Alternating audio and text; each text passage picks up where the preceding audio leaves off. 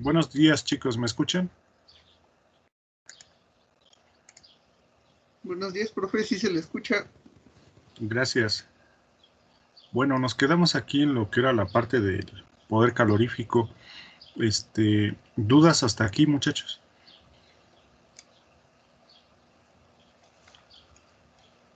Creo que no, profesor. Vamos. No, profe. Bueno, pues vamos a avanzar para ir terminando temas. Ya estamos próximos a terminar todo lo que es el segundo parcial. Bueno, vamos a continuar.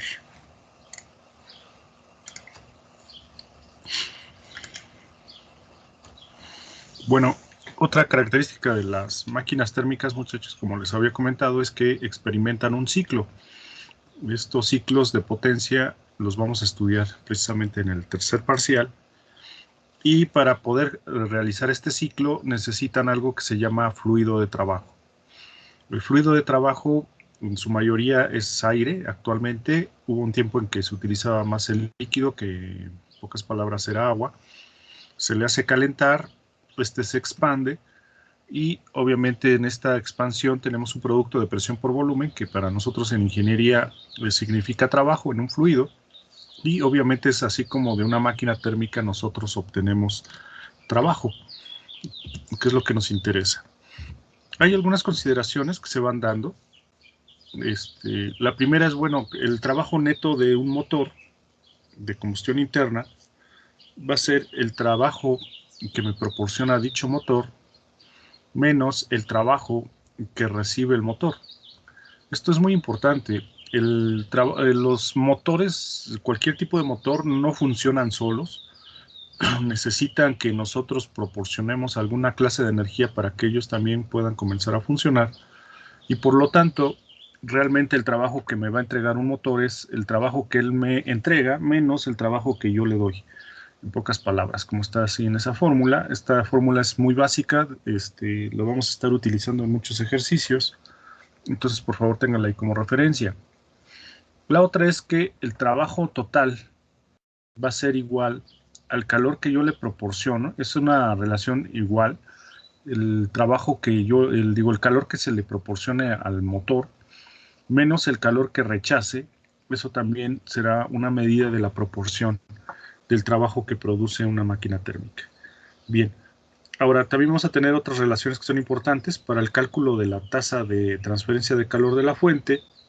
Vamos a tener que esa tasa de calor Q testada mayúscula, su índice H es el calor que se le suministra desde la fuente. Recordemos los depósitos de energía. Entonces, de la fuente va a ser igual, este calor de entrada de la fuente va a ser igual al flujo másico por el poder calorífico de la sustancia. Y obviamente nosotros podemos despejar de esa fórmula y vamos a obtener que el flujo másico también es una relación entre el flujo de energía de la fuente sobre el poder calorífico de la sustancia, o como tal, como flujo másico también va a ser igual o equivalente a la densidad por el flujo volumétrico. Bien, estas relaciones son muy importantes, las vamos a ir utilizando más adelante y se va a aplicar para los motores de combustión interna. Muy bien. Ahora, vamos a hablar de algo que es muy importante para nosotros los ingenieros. Los ingenieros desarrollamos máquinas, motores específicamente, y estos motores se parecen o pueden ser parecidos. Sin embargo, pues la cuestión técnica que se les aplique en su construcción y su diseño puede ser determinante que dos motores que aún siendo muy parecidos tengan eficiencias diferentes. Entonces esto es muy importante. Dice, eficiencia térmica se define como la fracción de la entrada de calor que se convierte en salida de trabajo neto, y es una medida del desempeño de una máquina térmica y se representa con la letra eta ter. Eso va a ser el rendimiento termodinámico. Bien, este rendimiento termodinámico tenemos unas relaciones abajo, unas fórmulas que también podemos calcularla. La más común que vamos a utilizar pues es el trabajo neto que me produce el motor contra el calor que recibe dicho motor, va a ser su rendimiento termodinámico. Sin embargo, también la podemos calcular con la relación 1 menos calor que rechaza el motor sobre el calor que recibe el motor. Bien, entonces lo interesante también de aquí es ver la ilustración, muchachos. Aquí tenemos dos motores que los dos reciben de la fuente, la misma cantidad de calor, en este caso 100 kilojoules. Sin embargo, uno produce 20 kilojoules de trabajo en flecha y otro produce 30 kilojoules de trabajo de flecha. Evidentemente el restante es desecho, lo mandan al sumidero. La pregunta aquí es, desde el punto de vista de ingenieros, ¿cuál es mejor? ¿Cuál tiene mejor rendimiento, compañeros? ¿El 1 o el 2?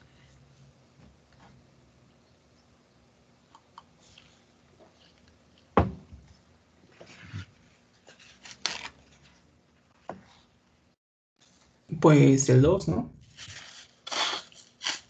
Muy bien, el 2.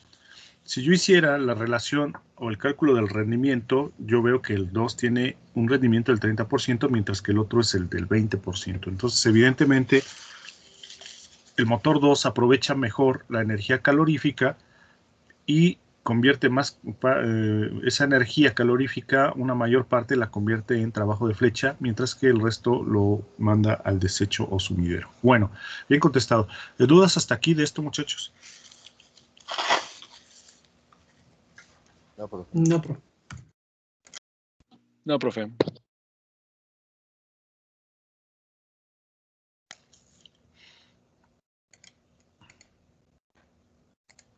Bien. Hay un enunciado que más o menos lo demuestra en el libro Sengel. Aquí pues lo vamos a comentar. Es que nosotros cuando no sabemos de termodinámica nos gana la emoción, pero también nos gana a veces la falta de conocimiento. ¿A qué me refiero, muchachos? Ustedes tal vez habrán visto, a veces alguno de nosotros habremos pensado en algún momento de nuestra vida de que podríamos tener máquinas que yo, si le suministrara una cantidad de energía, esta la utilizaría totalmente y me daría un trabajo a cambio, ¿no? Muy, muy cercano al concepto de la máquina perpetua. Y para muchas personas, pues esto es una idea que se les fija y que lo piensan. Obviamente es muy empírica. No vamos a ver bueno, Kelvin Planck más bien, es este enunciado de estos dos grandes, de Kelvin, Lord Kelvin y Planck, pueden y demostraron que no existe ninguna máquina térmica que yo le suministre una cantidad de energía, en este caso le ponen 100 kilowatts, una tasa de energía de 100 kilowatts, y que dicha máquina no rechace nada de calor, que no tengan absolutamente nada de desperdicio y que produzca precisamente la misma cantidad de energía que yo le suministré, la convierta en trabajo. Entonces ellos afirmaban que es imposible que un dispositivo que opera en un ciclo reciba calor de un solo depósito y produzca una cantidad neta de trabajo. Es decir, esto es imposible. También tenemos a la segunda ley de la termodinámica y siempre tendremos un rechazo de energía. Por lo tanto, por muy eficiente que hagamos nuestra máquina, pues desafortunadamente no vamos a tener eficiencias del 100%, eso es imposible, ni vamos a poder utilizar toda la energía para convertirla en trabajo. Esto es muy importante. Este postulado de Kelvin Planck, yo he visto muchas personas que pues al desconocerlo, pues les gana la emoción y desafortunadamente llegan a hacer afirmaciones de una especie de máquina perpetua o de que nunca va a necesitar recargar energía, un vehículo, etcétera, etcétera. Desafortunadamente, por la segunda ley de la termodinámica y también por el postulado de Kelvin Planck para máquinas térmicas, esto es imposible, muchachos. Entonces, hay que tener cuidado con esa afirmación. Hay muchos que afirman que sí, que ya la inventaron, que ya la tienen y que el gobierno no los deja explotarla. Sin embargo, pues desafortunadamente es falso y no existe un dispositivo que pueda hacer tal cosa. Muy bien. No sé si hay dudas, muchachos.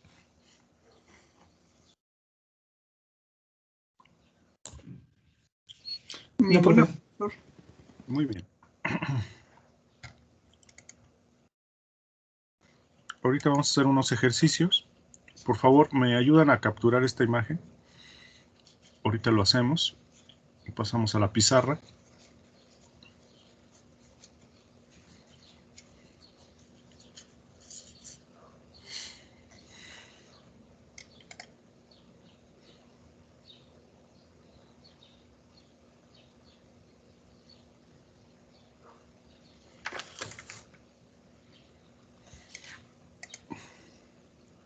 Gracias, Cristian. Gracias, David.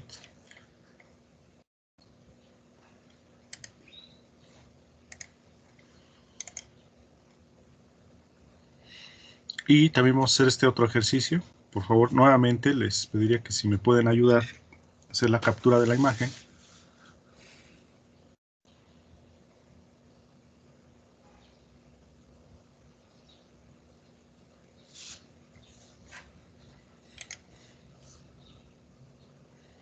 Gracias, David.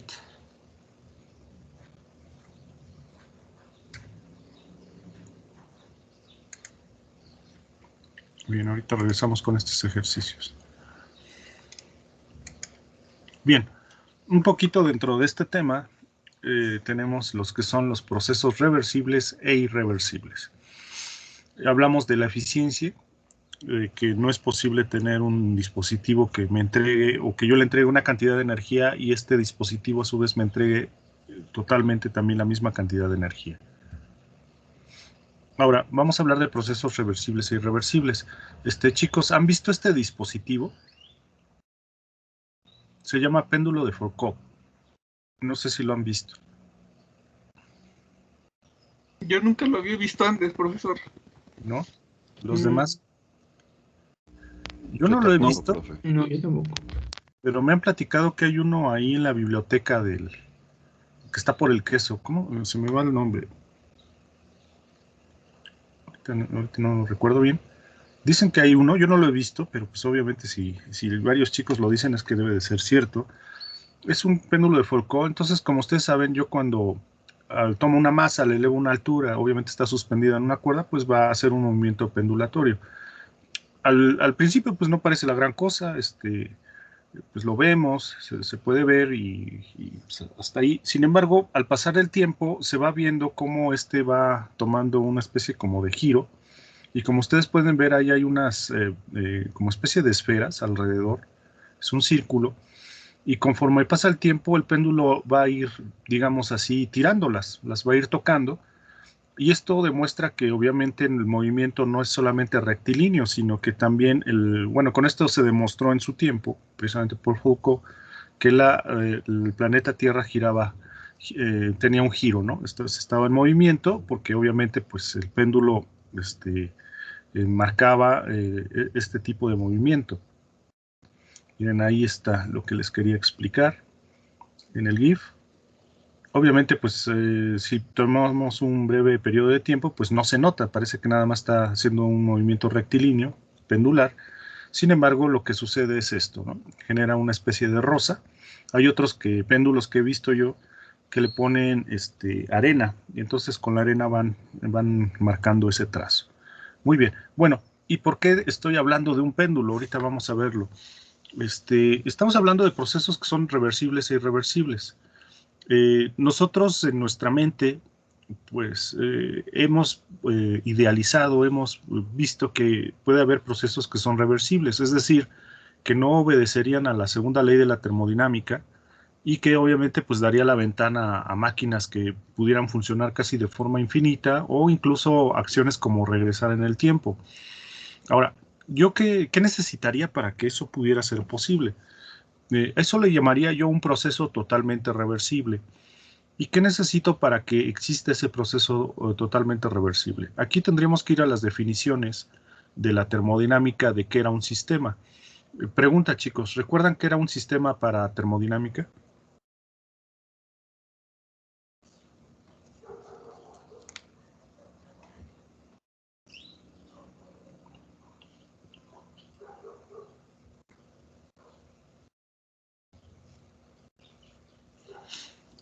¿Qué pasó, muchachos? ¿Ya no se acuerdan?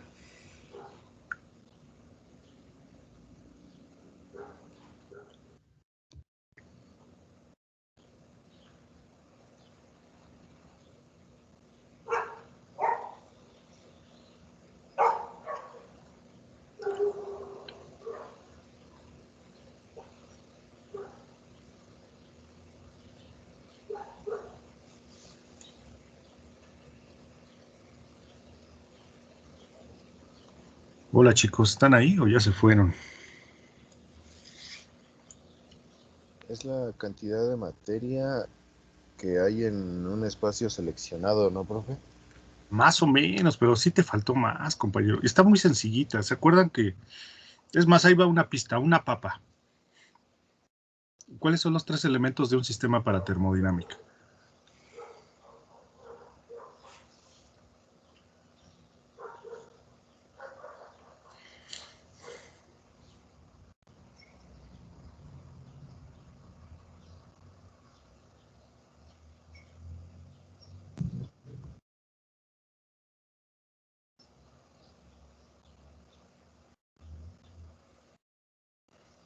¿No se acuerdan, chicos?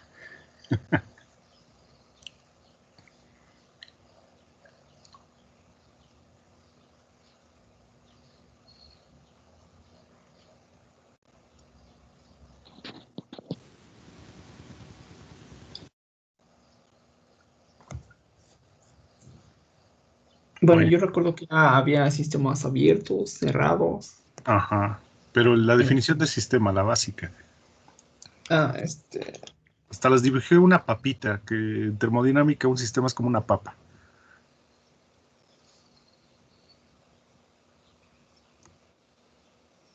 Pues lo de adentro de la papa le llamamos sistema, ¿no? A la cascarita de la papa, ¿cómo le llamábamos, muchachos? era su frontera. Frontera, ¿no? La frontera. La frontera, muy bien. ¿Y lo que está afuera de la frontera, chicos? Sus Alrededores. Alrededores. Muy bien. Supongo que los agarré dormidos. Bueno, muy bien. Entonces, bueno, para que un sistema fuera reversible, muchachos, necesito que lo que está dentro de la papa fuera reversible internamente y lo que está fuera de la papa, los alrededores, fuera reversible externamente. O sea, tendría que ser el sistema y sus alrededores también tendrían que ser reversibles. Algo que es, bueno, hasta ahorita, por ahí a veces hay compañeros que pues les gusta mucho la matemática y pues es bonito todo eso, pero realmente, aunque me dicen, bueno, es que podría ser posible, pues sí, pero la posibilidad matemáticamente es demasiado remota. Entonces, por eso se le califica de imposible. Entonces, ¿qué es lo que vamos a tener? En la vida real, lo que único que nos queda son procesos irreversibles, tal cual. No existen procesos reversibles, ni interna ni externamente. Podemos hacer idealizaciones o aproximaciones, pero desafortunadamente no tenemos procesos irreversibles. Vamos a tener limitantes como la fricción, la expansión libre de un gas, y la transferencia de calor. O sea, todos esos 3 elementos hacen que un sistema sea irreversible. El más común, yo pienso que el más que conocido por todos es la fricción. El puro sistema que tiene una fricción, desafortunadamente, pues eso es una pérdida de energía y ya esa energía pues es casi imposible recuperarla, o se recupera muy poco y por eso hace que un sistema sea irreversible. La otra es la expansión libre de un gas, es decir, un gas que se expande, tiene una cantidad de energía y volverlo a retraer pues es casi imposible, se necesita bastante energía para volverlo a hacer. Y también porque la energía va pasando de un sistema a otro. Entonces, estas 3 consideraciones hacen que un proceso sea irreversible. Bien, no sé si hay dudas de qué es un proceso reversible y un proceso irreversible, muchachos.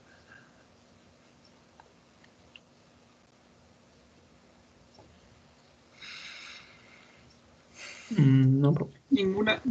No. Bueno. Entonces, el proceso reversible, pues nosotros nuestra idealización real más próxima es precisamente un péndulo. Vamos a imaginar que en su casa, en el edificio, si estuviéramos en el salón de clases, tuviéramos un péndulo, muchachos. Ahora, ese péndulo, digamos que está en reposo, no se está moviendo. Y si por alguna razón el responsable del péndulo les pidiera que por favor tiene que salir y de momento, pero es bien importante que no se mueva el péndulo, que se quede quieto, estático. Esta persona abandona el cuarto, el recinto, y nuestra curiosidad nos obligaría a hacer algo. No sé si están de acuerdo que la mayoría accionaríamos el péndulo. Lo haríamos mover. Confirmo. ¿No? Bien, ahora, nos damos cuenta, nos percatamos que la persona que nos encargó que no se moviera está de regreso y nosotros lo detenemos muy hábilmente y queda nuevamente en su posición original. Esta persona que regresa y nos cuestionaría si lo movimos, obviamente nosotros diríamos que no lo habíamos movido para nada. Sin embargo, la cuestión es que sí se movió. ¿Qué podría hacer esta persona para comprobar que el péndulo sí estuvo en movimiento, muchachos?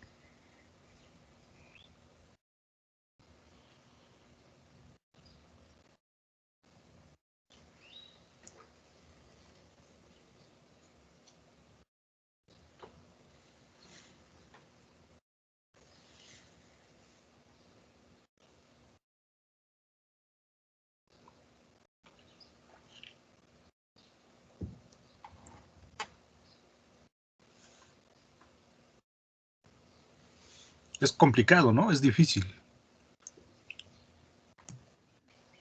Pues si revisa las cámaras de seguridad, pues no tanto.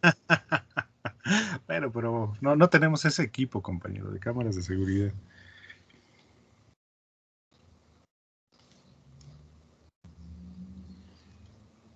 Bien, bueno, a lo que me refiero es lo siguiente, es muy difícil.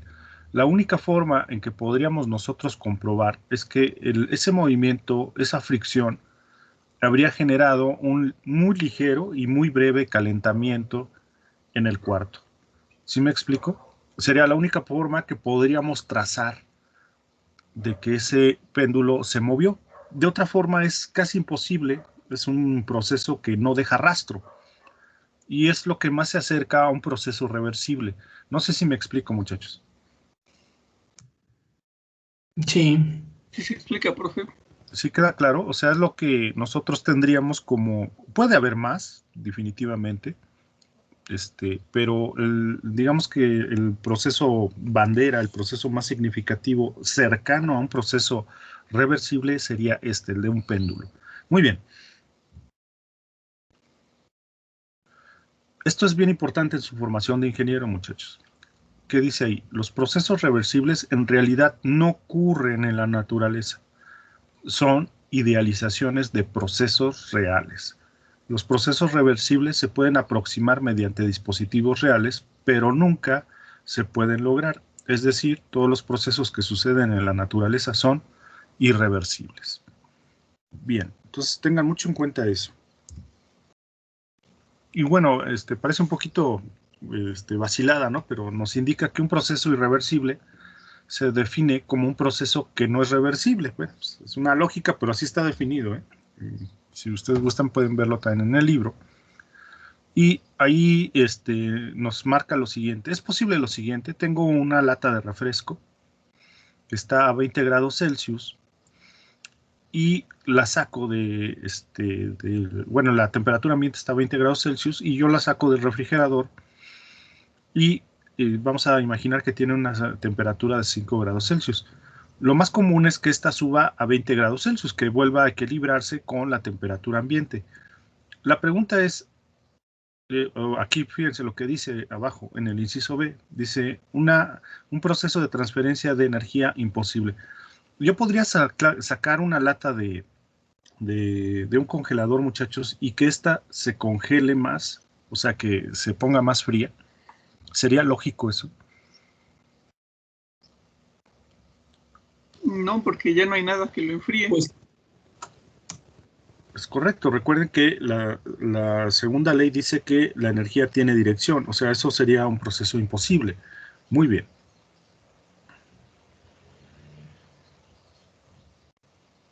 Bueno, aquí está les recomiendo ver este video, El universo mecánico, la entropía. Es el capítulo 47, está muy interesante. Ojalá lo pudieran checar, lo pudieran ver. Y bien, vamos a continuar. Vamos a hablar ahora de refrigeradores y bombas de calor.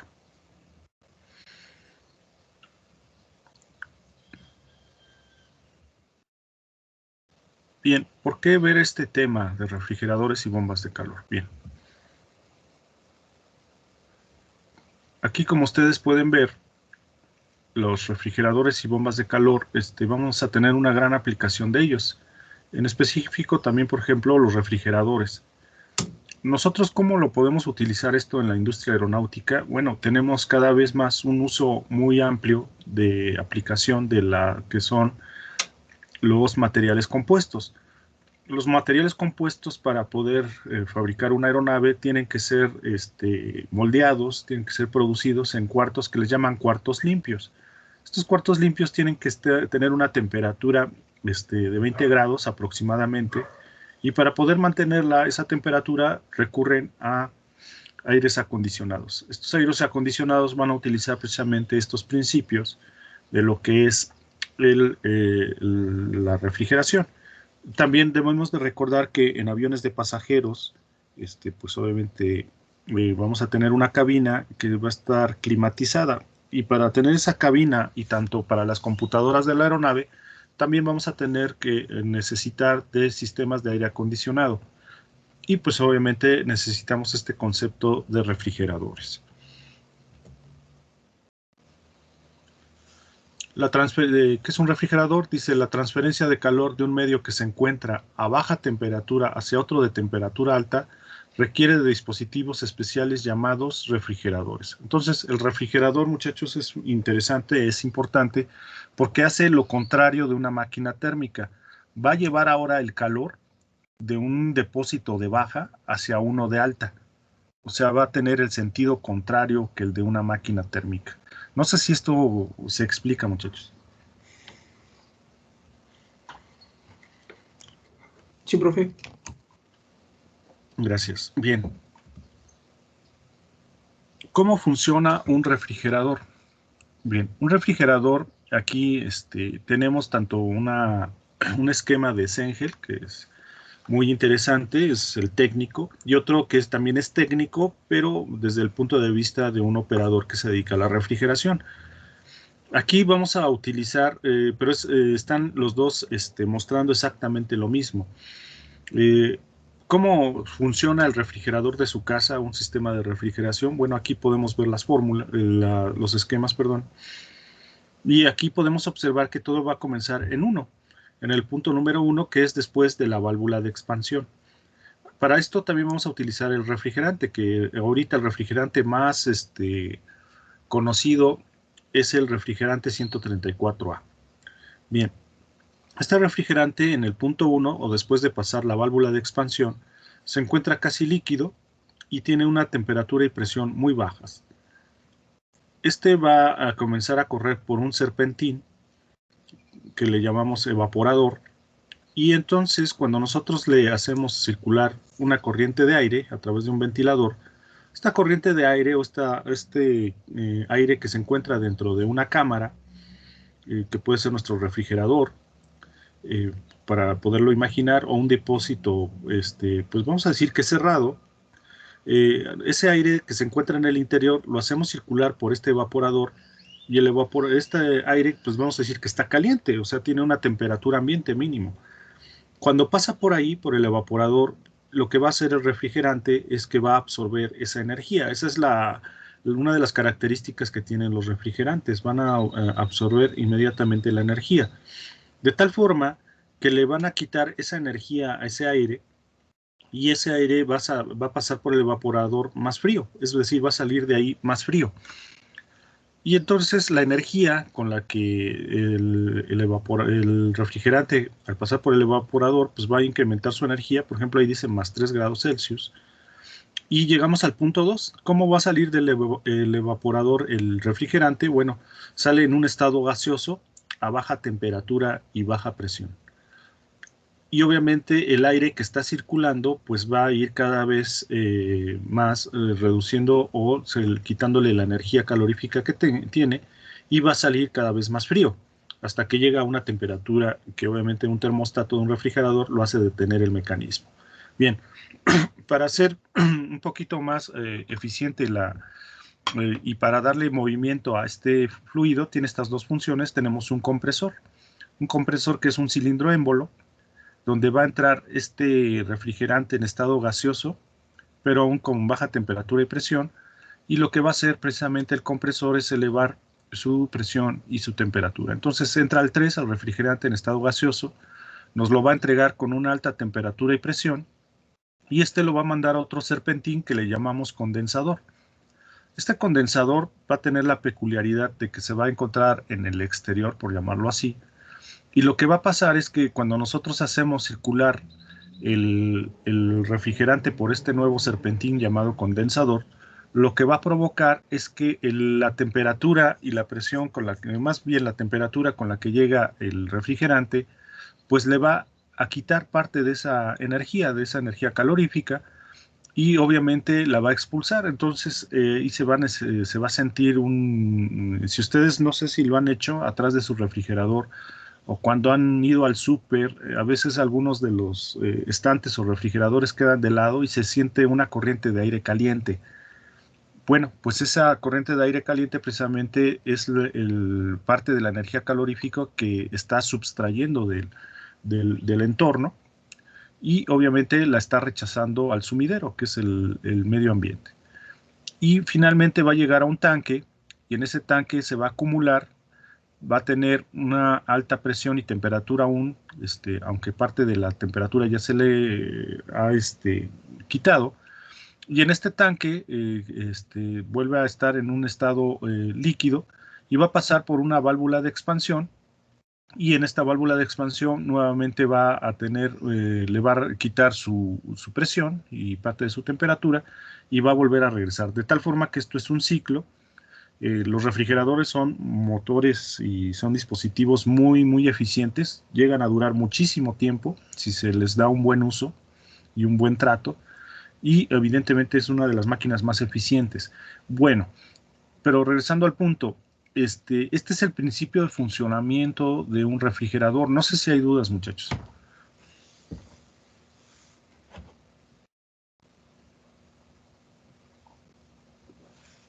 Ninguna. Todo bien. Ninguna, profe. Bien.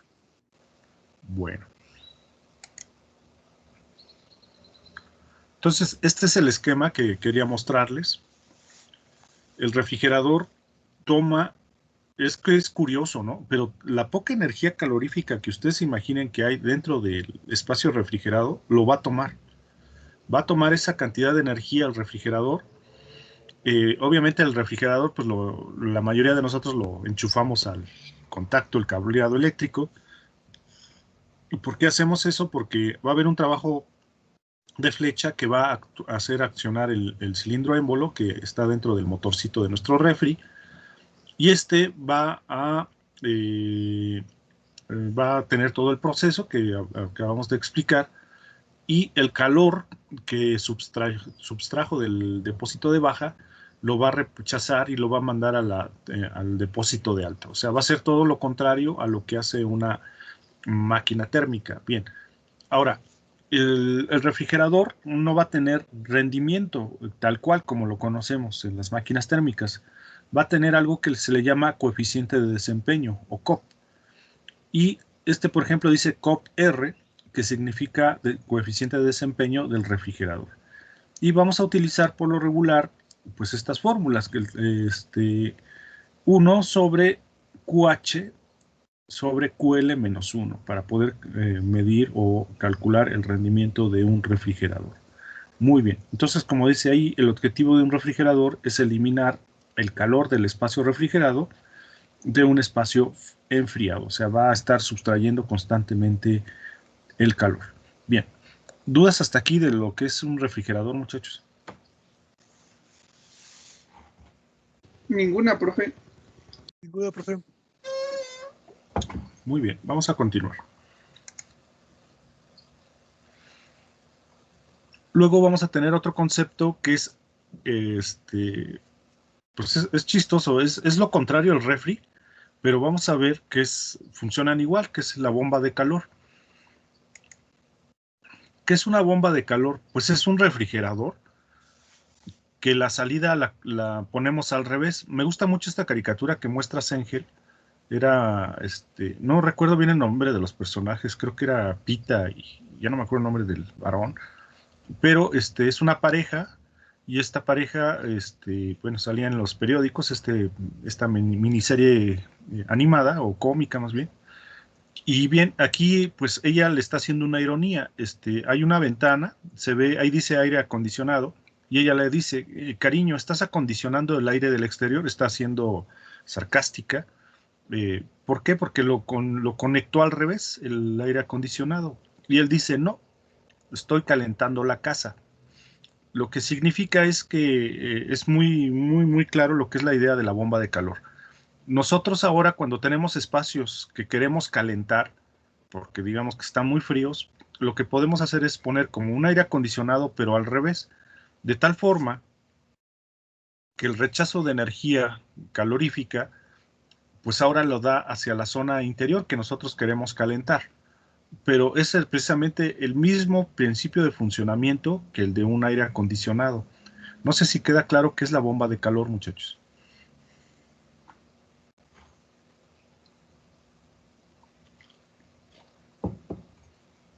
Me quedó claro, profe. ¿Sí? Entonces es exactamente lo mismo, pero pues lo conectamos al revés. Muy bien. Aquí vamos a tener las fórmulas del COP, del coeficiente de desempeño, y HP, ¿qué es lo que significa? HP va a significar bomba de calor o heat pump. Y cómo funciona la heat pump va a tener también nuevamente exactamente las mismas partes y componentes que el del refrigerador. Muy bien. Bueno, si ahorita de momento no hay más dudas o preguntas, vamos a pasar a la pizarra.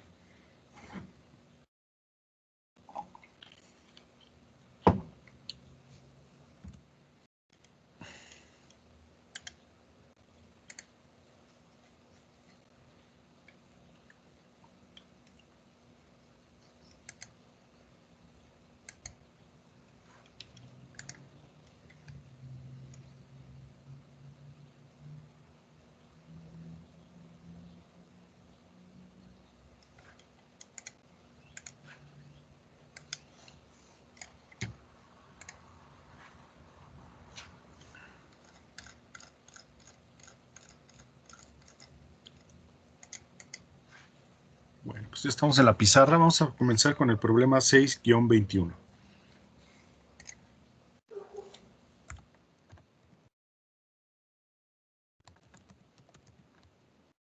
Saco los datos. Dice, una máquina térmica, le llamamos MT,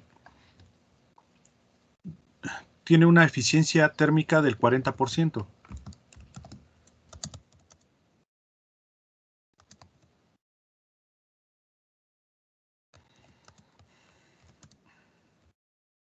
Bien. Y rechaza Q de salida 1000 kilojoules sobre kilogramo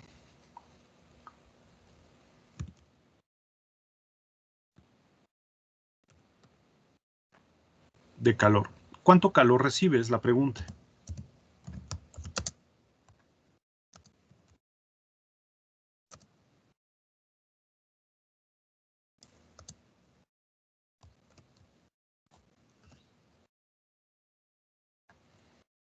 Muy bien, ahí están los datos. Vamos a pasar a la parte de la fórmula.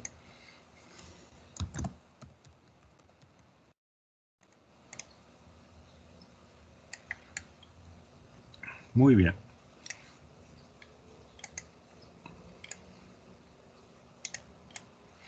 ¿Cómo calculamos el rendimiento térmico de una máquina térmica, muchachos?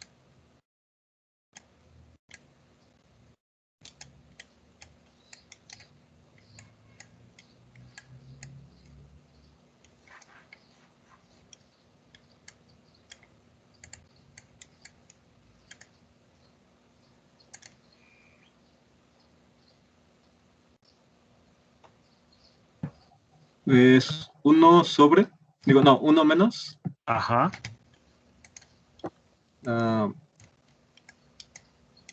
Q de salida sobre Q de entrada. Es correcto. Calor que rechaza sobre calor que recibe. QL significa calor de baja. Por favor, no me lo tomen a mal, es en inglés low. Bueno, pues ustedes podrán leerlo. Y QH, calor de alta, ¿no? Del higher. Muy bien. Pues vamos a despejarlo de aquí. Y vamos a tener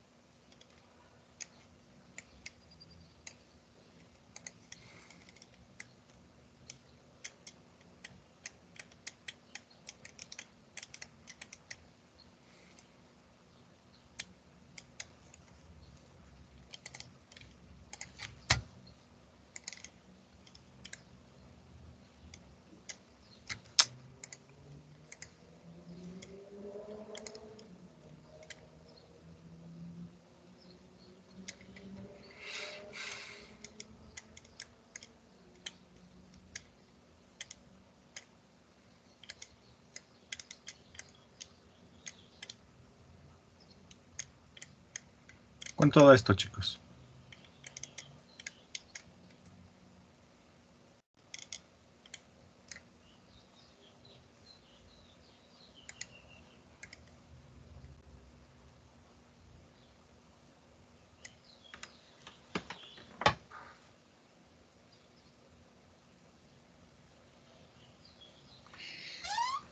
Aquí les pido una disculpa, escribí mal. No es Q mayúscula, porque no es la tasa de transferencia de calor total. Está en unidades de kilojoule sobre kilogramo. Perdón, apenas ahorita me di cuenta. Entonces es calor específico.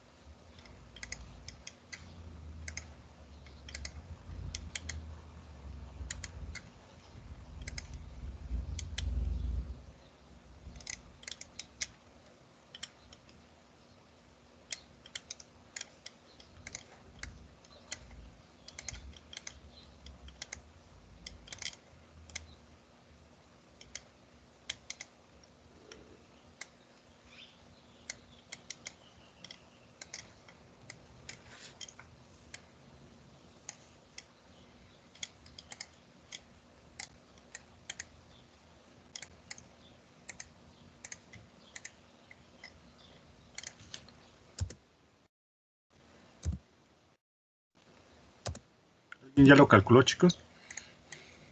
Da 1666.67 kilojoules sobre kilogramo. A ver, otra vez. 1666. Ajá, 1666.67. Muy bien.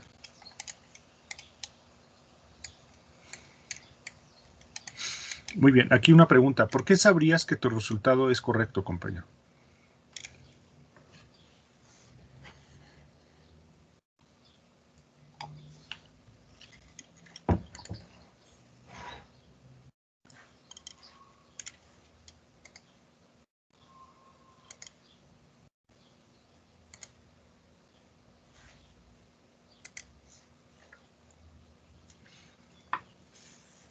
Y también para los demás compañeros, ¿cómo sabrían que lo que hicieron está correcto? Porque es el calor de entrada, entonces tiene que ser mayor al calor de salida. Es correcto, esa es la deducción, totalmente correcto. Siempre el de alta, pues tiene que ser mayor que el de baja. ¿Sí me explico, chicos?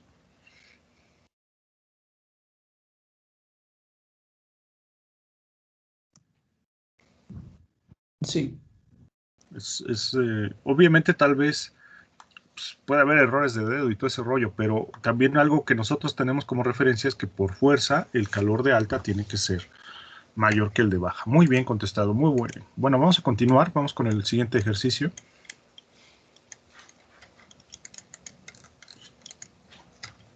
Me estoy posicionando a la derecha.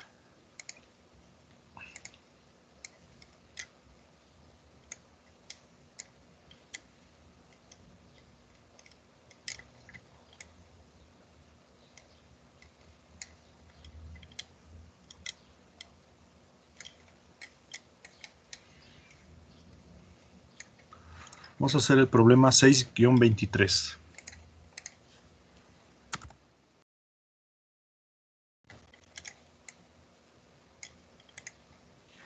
Dice, un motor de automóvil consume combustible a razón de 28 litros por hora.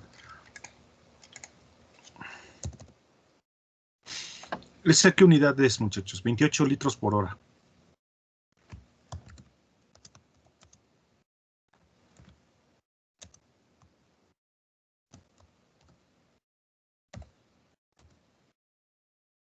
Y entrega a las ruedas una potencia de 60 kilowatts.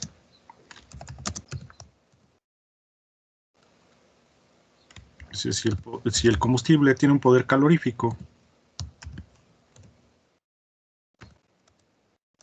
de 44,000 kilojoules sobre kilogramo,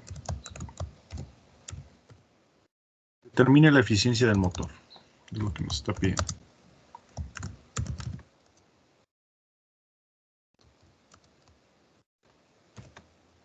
Dice la densidad del combustible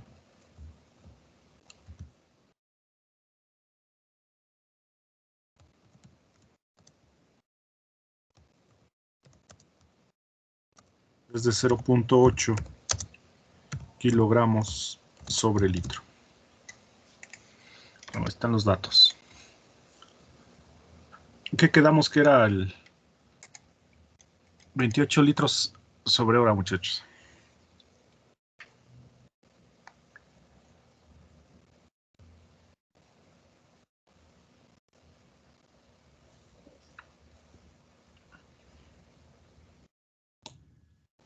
Es el volumen sobre unidad de tiempo. Es el volumen, el flujo volumétrico. Es correcto. Ajá. Muy bien. Bueno, vámonos con otra parte.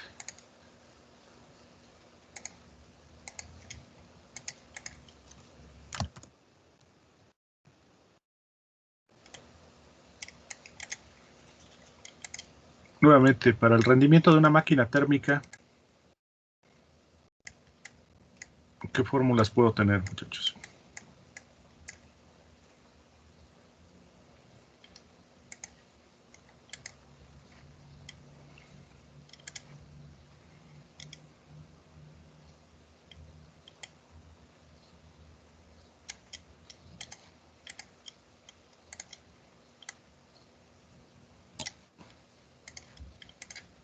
Trabajo neto sobre calor de entrada o la anterior que acabamos de usar, ¿no?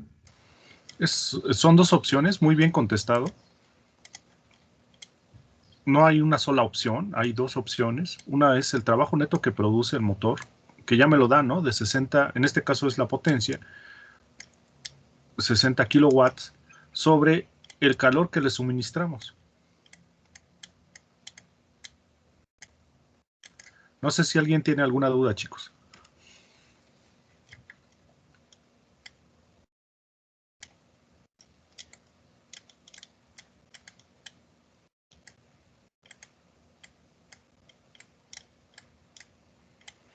Ahora, el calor de entrada, ¿cómo lo puedo calcular, muchachos? Por ahí habíamos visto una fórmula, ¿no?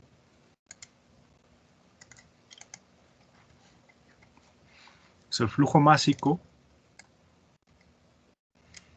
por el poder calorífico de la sustancia.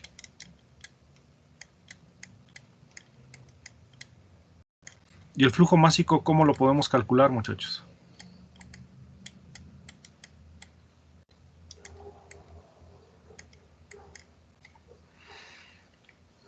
¿A poco no? intensidad por el flujo volumétrico. Es totalmente correcto.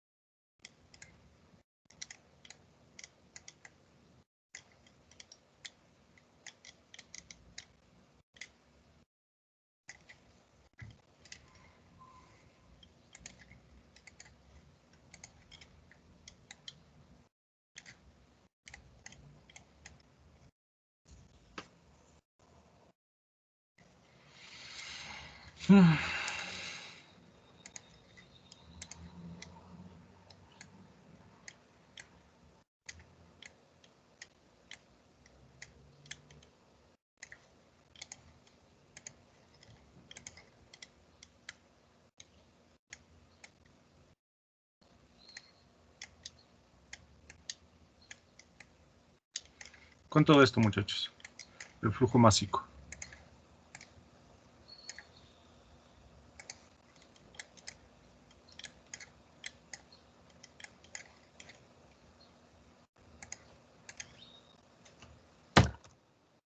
A mí me salió de 6.22 por 10 a la menos 3. Ok.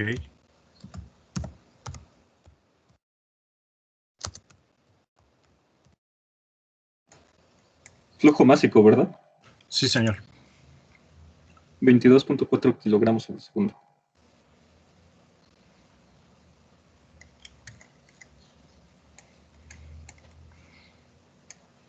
A ver, entonces ya tengo ahí dos resultados. ¿Cuál es el bueno, chicos? Es que a mí me salió de 22.4, pero quedaría en kilogramos sobre hora, ¿no? Es que hay que tener cuidado, lo necesitamos transformar sobre segundo. Ajá, en Todo segundo dividido sí ya me queda 6.22 por 10 a la menos 3. es correcto. Muy bien.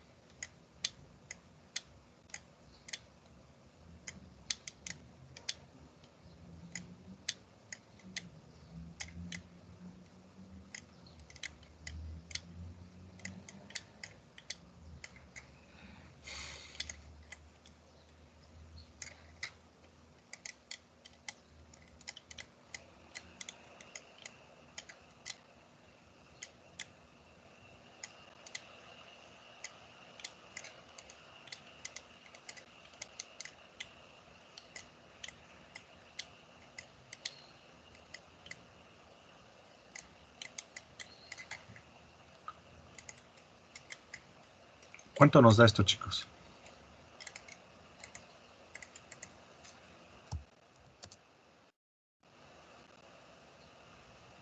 Vamos a calcular el calor que recibe el motor.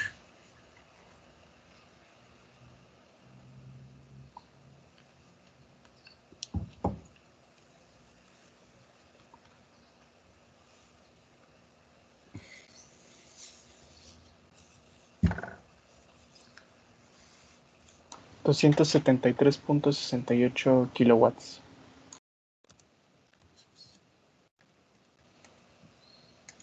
Ahí está.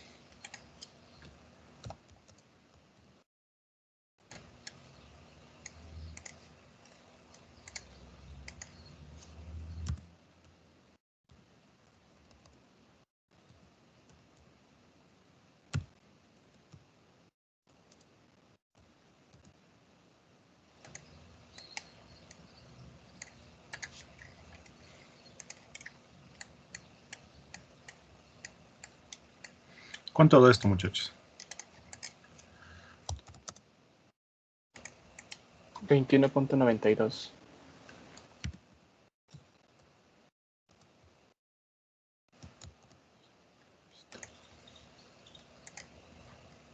Muy bien. ¿Dudas?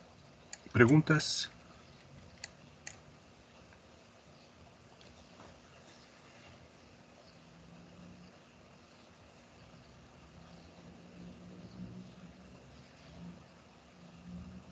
Pues yo creo que ninguna. Está más o menos tranquilito, sencillito, ¿no, chicos? Sí, no está tan pesado como otros. Sí, no. Bueno, a mí me gusta, se me hace muy ligerito, muy entendible y además realista, o sea, no son cálculos así como que demasiado teóricos, o sea, es un rendimiento aproximado de un motor, ponemos características de lo que consume, el poder calorífico del combustible, que es más o menos el valor de la gasolina, o sea, está bastante interesante. Muy bien, si no hay dudas, vamos a pasar al siguiente tema.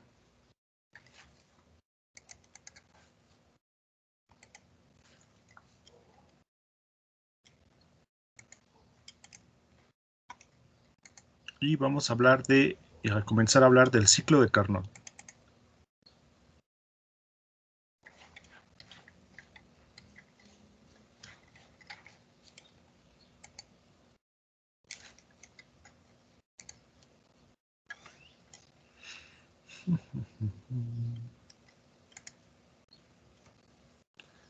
¿Sí se ve la presentación, chicos?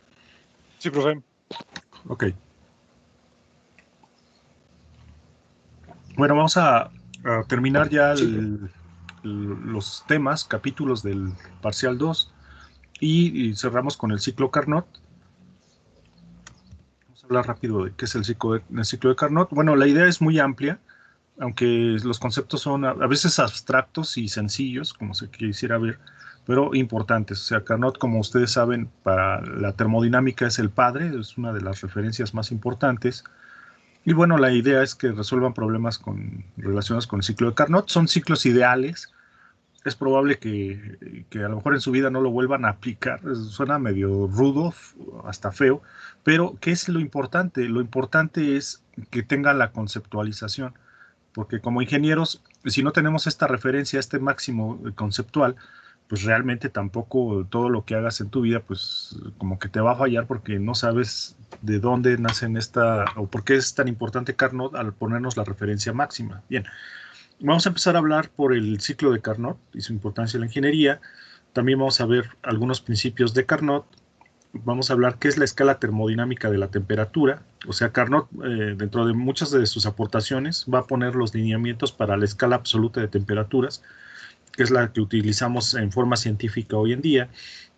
También un poquito cómo él concebía que era la máquina de Carnot, térmica de Carnot, que es una máquina idealizada. Y también lo que son refrigeradores y bombas de Carnot, que son exactamente iguales a los que vimos, pero obviamente pues sin esta parte de la pérdida por entropía. Muy bien. Vamos a comenzar con el ciclo de Carnot. Nosotros sabemos que cuando calculamos una máquina térmica, esta produce un trabajo neto, y ese trabajo neto va a ser el trabajo producido por el fluido de trabajo de ese motor, menos el trabajo sobre el fluido, es decir, el trabajo que nosotros le proporcionamos primero al fluido para que el motor pudiera llegar a funcionar. Ahora, esa es la consideración máxima. Sin embargo, en la vida real vamos a tener un factor de eficiencia eta. ¿Por qué? Porque el trabajo que produce el fluido del motor, pues va a estar supereditado a varias pérdidas, como por ejemplo la más común, para hablar rápido, la fricción. Entonces va a haber una razón de rendimiento. También cuando yo comienzo a suministrarle trabajo al motor para que éste pueda comenzar a funcionar, la forma en que yo le suministro dicho trabajo para ayudarlo a funcionar, a ponerse en movimiento, pues también va a estar supereditado a la forma en que yo lo hago. Entonces también va a tener un factor de rendimiento. Esto lo comprendió bien Carnot y él comenzó a pensar, bueno, ¿y cómo podría ser la máquina mejor la máquina más suprema del universo para que esto pudiera ser el mínimo, o si no, hasta eliminarlo. Bueno, para poder lograr esto, él llegó a esta consideración, a los procesos reversibles. Y dentro de las teorías de los procesos reversibles, dentro de lo que son los ciclos, el más conocido posiblemente sea Carnot. Y este va a constar de 4 procesos que son reversibles, 2 procesos isotérmicos y 2 procesos adiabáticos, para que este motor pudiera funcionar. Bien. ¿Cómo va a comenzar el ciclo de Carnot? Bueno, él lo que pensó para que este pudiera ser una máquina realmente muy eficiente, él encontró, aquí como ven tenemos un sistema cilindro-émbolo, el émbolo se ve que tiene un vástago y se ve una manita, pero solamente es una ejemplificación para recordarnos que es como si fuera una fuerza que lo estuviera jalando hacia arriba o hacia abajo, dependiendo el caso. Muy bien. Ahora, lo que es interesante es observar la base del cilindro émbolo. Si ustedes, no sé si alcanzan a leer o percibir, que dice calor y tiene una flechita hacia adentro, es decir, le estamos aportando calor al gas, lo estamos calentando. No sé si se percibe esto, muchachos. ¿Sí se alcanza a ver? Sí, sí se alcanza a ver. Sí. Bien, y por otra parte tenemos nuestro diagrama de presión contra volumen y también tenemos nuestro diagrama de temperatura contra entropía. En el diagrama de presión contra volumen, nosotros vamos a poner, o cuando lo calentamos, le estamos suministrando calor al gas, este se calienta y se expande.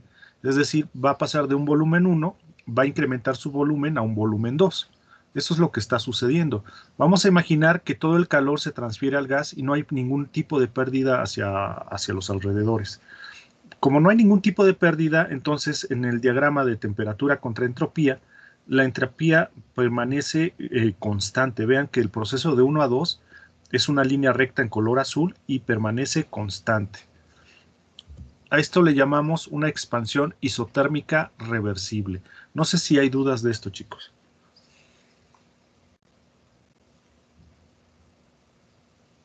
No, profe, todo bien. ¿Todo bien? Ok. Luego, vean nuevamente, el secreto está en la base. En la base ponemos ahora un aislante. Entonces, debido a ese aislante, ya no hay ninguna transferencia ni hacia afuera ni hacia adentro de energía de calor. ¿Esto qué va a provocar? Obviamente va a expandirse un poco más. Debido a esta cuestión de donde lo calentamos al inicio, va a tener una expansión adicional.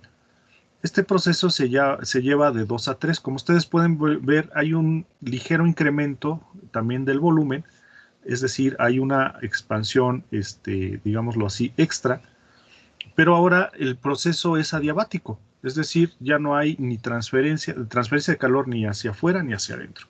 Entonces es un proceso adiabático, tenemos una ligera expansión y como ustedes pueden ver, la temperatura ahora es la que permanece constante. Muy bien. La entropía crece ligeramente en el diagrama de temperatura contra entropía. Y una vez que hicimos eso, ahora vamos a cambiar nuevamente la base del cilindro émbolo, como pueden observar, y ahora lo único que vamos a hacer es permitir que el calor escape.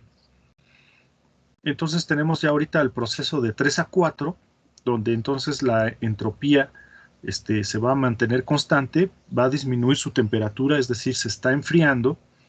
Ya se le vamos a llamar una compresión isotérmica reversible. Es decir, se comprime el gas. No sé si hay dudas hasta aquí, chicos.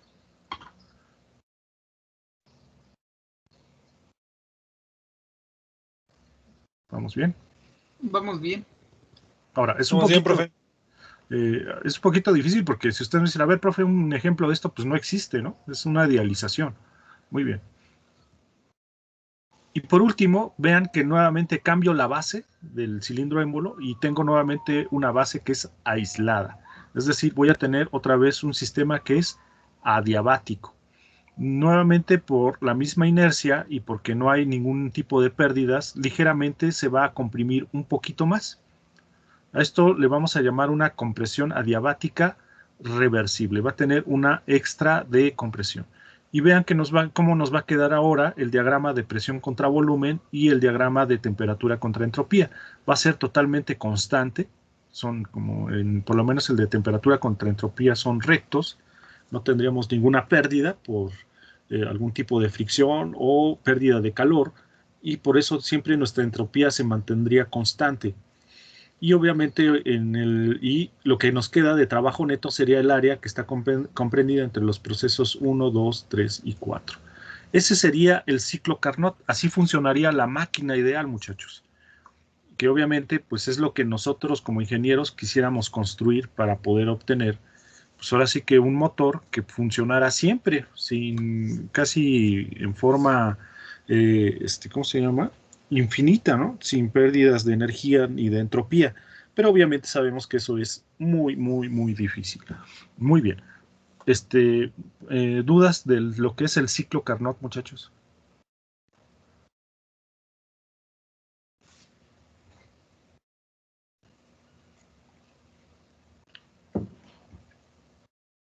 ¿Todo bien? Sí, profe, todo bien. Ok.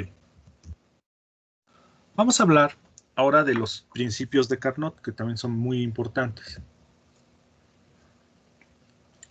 Aquí tenemos 4 tipos de motores. Uno es un motor Stirling, de combustión externa. Otro un motor de émbolos, para avión. Otro un motor turborreactor. Y tenemos al mismísimo Iron Man, ¿no? Que tiene ahí unos motores, pues no sé de qué serán, pero bueno, son como de reacción. Ahora, nosotros en el mundo de la ingeniería tendríamos una pregunta. ¿Pueden compararse estos motores entre sí, muchachos?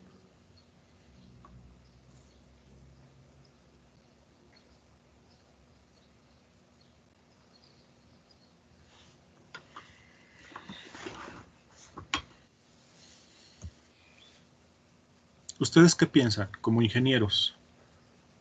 ¿Yo podría comparar un motor con otro o son cosas distintas? Pues sí se puede, ¿no? Ok, sí se podría. ¿Cómo podríamos hacerlo, compañero? Pues bueno, yo supongo que así como las máquinas térmicas, pues todas funcionan sobre ciertos, mm, como estándares, ¿no? Pues sobre ciertas bases, ¿no? Ok, muy bien.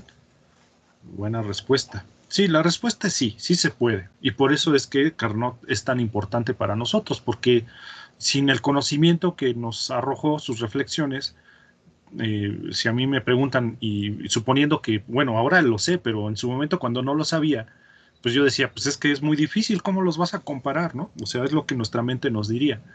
Pero bueno, obviamente gracias a pensadores como Carnot, pues nosotros tenemos, pues incluso me atrevería a llamar la civilización actual. Muy bien, entonces vamos a hablar de por qué, cómo los podemos comparar y cuáles son los principios de Carnot.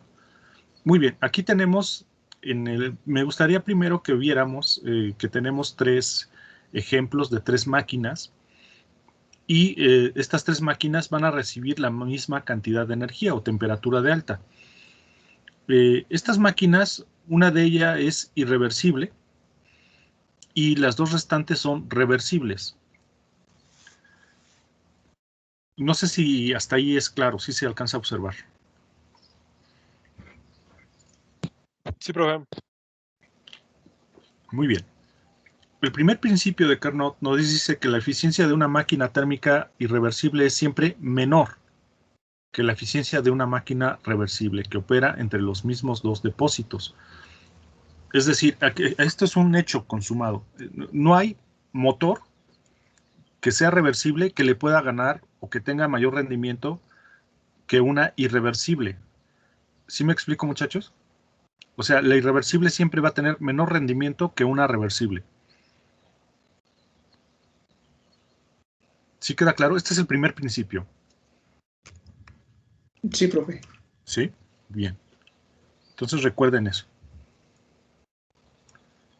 ¿Qué dice el segundo principio? Hijo, ahí quedó medio. Dice, el segundo principio dice que las eficiencias de otras máquinas térmicas reversibles que operan entre los mismos dos depósitos son las mismas.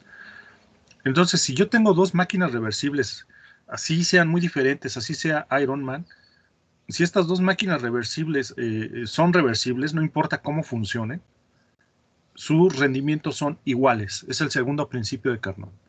No sé si queda claro.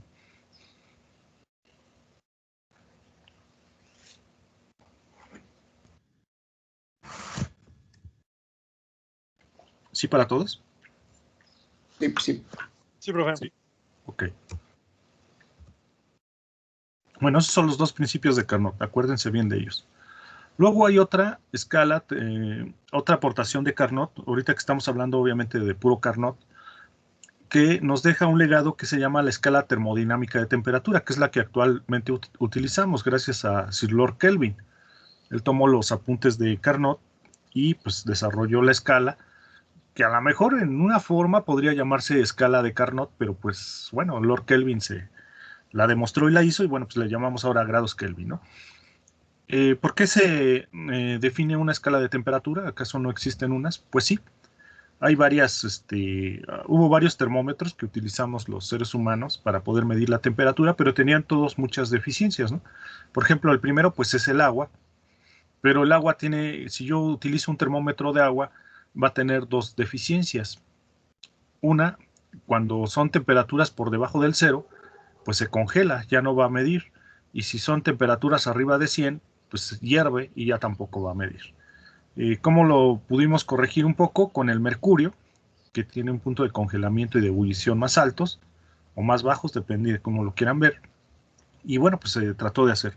Lo otro es un poquito más complicado, es con hidrógeno, midiendo la radiación y el ancho de banda de la frecuencia del hidrógeno, y con ese podríamos medir la temperatura, que para cuerpos muchísimo más calientes. Bueno, pero una cosa es medir la temperatura y otra es determinarla, la escala.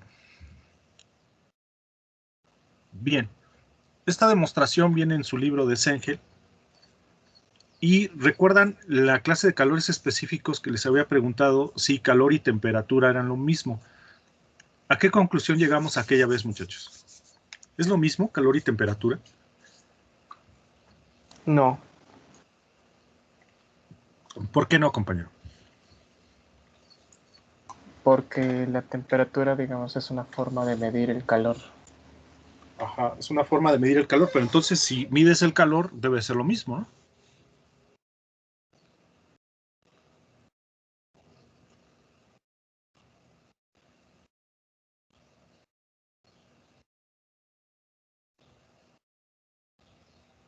¿Qué opinan los demás, chicos?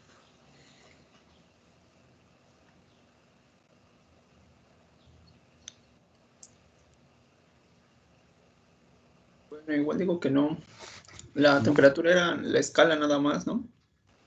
Ok, por ejemplo, si yo mido longitud y lo mido en metros o en pies, estoy midiendo lo mismo, que es longitud. Y si yo mido temperatura, que es la medida del calor, ¿será lo mismo o no es lo mismo?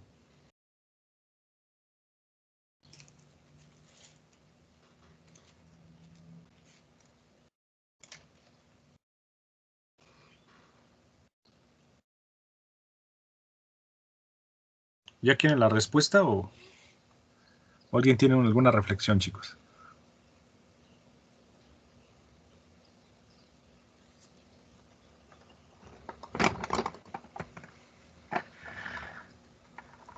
A ver. Ah, ¿Sí? Miren, chicos, calor y temperatura, por supuesto que son lo mismo. O sea, no puede ser que, que si la temperatura es un reflejo de la cantidad de energía en forma calorífica. Así, y eso lo pensó Carnot y lo demostró Kelvin. Si yo no tengo ninguna pérdida, o sea, así en el universo, entonces calor y temperatura son exactamente lo mismo. Por eso existe la escala absoluta de temperatura, que es en sistema internacional Kelvin, y en sistema inglés la que es Rankine. ¿Sí me explico esta parte, esta cuestión, chicos?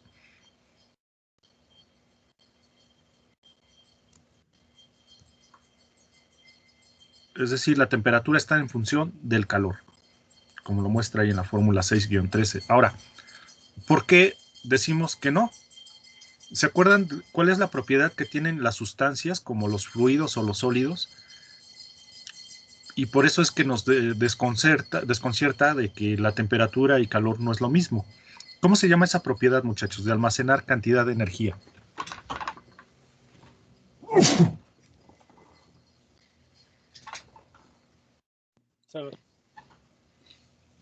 Lo vimos hace unos 2 o 3 temas.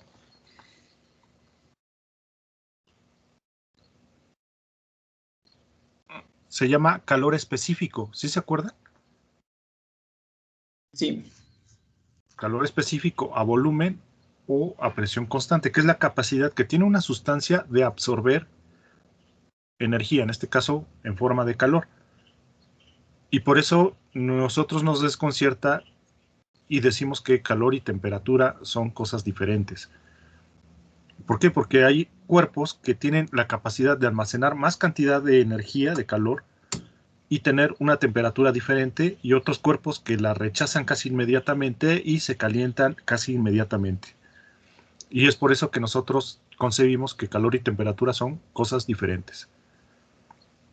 No sé si queda claro hasta aquí. ¿Cuál es la diferencia entre uno y otro, muchachos?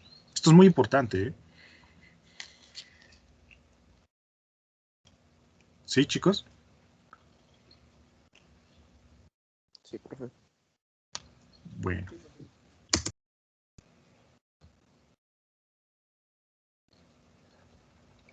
Bien, pues entonces vamos a tener lo que es la máquina de Carnot. La máquina de Carnot, como les decía, es una máquina hipotética. O sea,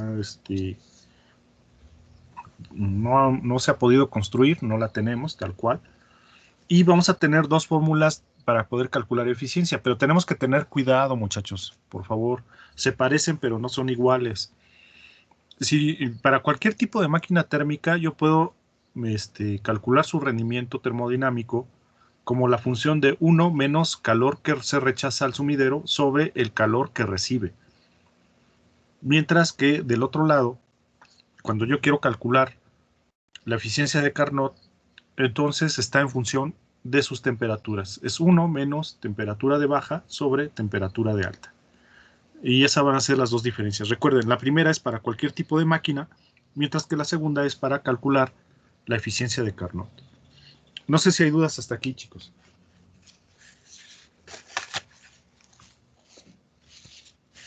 Profe. ¿Todo bien? Vamos bien. Muy bien. Este video también está bien interesante, si lo quieren ver, en la historia del motor de History Channel, ya que vamos a entrar el próximo parcial, ya lo que es el cálculo de los ciclos de potencia.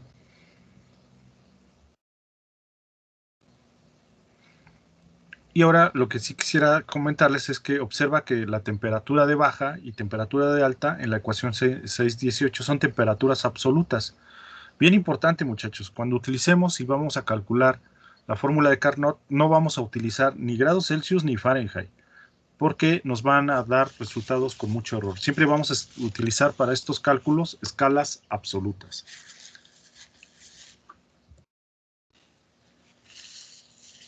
Ahora, nosotros vamos a poder llegar a obtener 3 tipos de resultados, muchachos, cuando hacemos el cálculo. Si mi rendimiento termodinámico que yo calculo es menor al rendimiento termodinámico de una máquina reversible, es decir, he construido o he calculado una máquina térmica irreversible o real. Ese es el primer resultado. Ahora, si yo calculo como ingeniero, produzco un motor y todo el rollo y lo calculo y su rendimiento es igual a un rendimiento de una máquina térmica reversible, entonces pues aquí hay algo muy interesante. Puedo ser un premio Nobel porque ya pude por fin construir la máquina térmica reversible. Ahora, si mi rendimiento es mayor que una máquina térmica reversible, pues bueno, ya nosotros le llamamos máquina térmica imposible, ¿no? Y ahí tenemos una ilustración, o sea, sería una cuestión pues muy fuera de lo normal. No sé si queda duda de esto, muchachos. No, profe. ¿Todo bien? Bueno. Ahora ya para comenzar a despedirnos, dice, las eficiencias no deben de compararse con el 100%, sino con la eficiencia de una máquina térmica reversible que opera en los mismos límites de temperatura, porque este es el límite superior teórico para la eficiencia.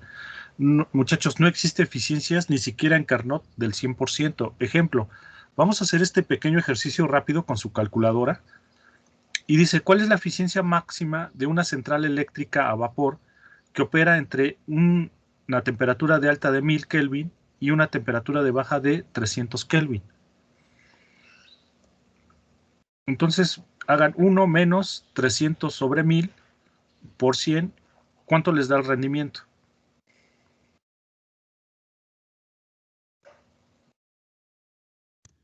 De 70. De 70%. Entonces, ¿cuál es el punto, muchachos? No, nunca les va a dar 100. Inténtelo si quieren después de la clase, quieren estar jugando con los números.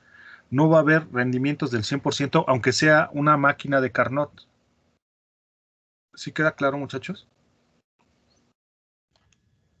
No da esos valores. Otra cosa es que se conserve la energía, pero otra muy diferente es que tenga un rendimiento del 100%. Ni siquiera las máquinas reversibles de Carnot logran rendimientos del 100%. No sé si me explico. Acuérdense del postulado de Kelvin Planck.